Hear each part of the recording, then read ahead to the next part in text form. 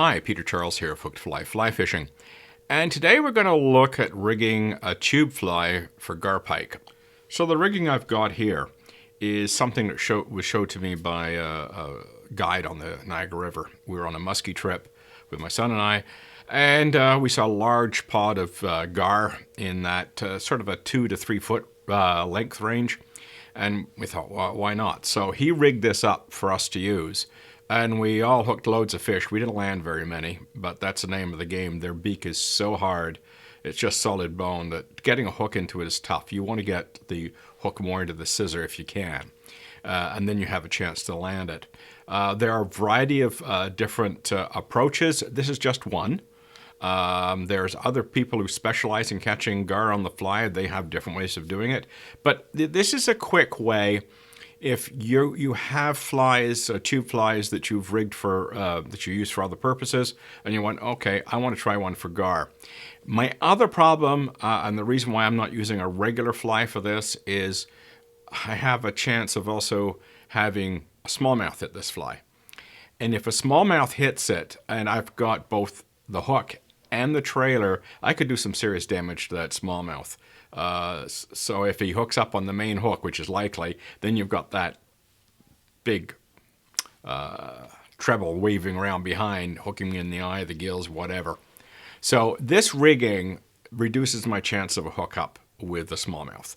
And if I do, I'll probably hook him on the outside of the jaw and he'll just shake it off. So what I've done here is I've got my tube fly, I've got 20-pound fluorocarbon and a treble. And I've rigged this up so it basically will run like this. So you've got the treble trailing well behind the fly. The fish grabs the fly, you pull the whole rig through the jaw, it'll slide right out. If you watch one of my previous videos, I had a lot of hits on one of my flies from gar, and every time I'd have a hit, I'd just slip right, the wing would just slip through the fish's mouth, and that would be it. I wouldn't get anything else. The gar pike in our area are small. They're hammer handles. So I'm using 20-pound fluorocarbon for my line here. If you were looking at hooking in some big ones, you know, those big 48 inchers, I would go to something like 40 to 60-pound fluorocarbon. But 20 is good for the little hammer handles. So let's do one right now. And the way we start is we're going to tie a large loop, and to do that we're going to use a double surgeon's loop. So I've got a video on doing a double surgeon's loop. So the purpose for this loop is to now allow us to loop connect our treble. And it also provides a knot, which I'll show you the advantage of that knot in a minute. So I've got my large loop, as you can see here. So what I'm going to do is I'm going to pinch it. And I've got my treble. And I'm just going to try and put it through. And of course, when you're doing fluorocarbon, it's stiff, so you have to sometimes play with it. Now I got it through. Feed the loop all around. Pass the treble through the loop. And pull tight. So now we've got our trailing hook. But that knot is going to need a stopper because we're going to put it behind our fly.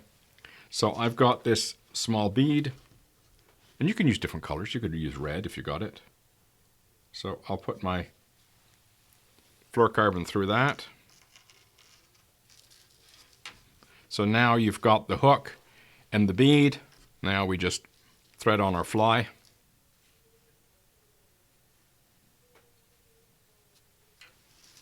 Okay, once the fly is on, I would recommend that you pre-rig these. So you've got, and just use like one of those envelopes that we use in for plastic baits, and just keep one of those envelopes handy. And then what we do here, about 6 inches up, we just tie a perfection loop, trim off the tag.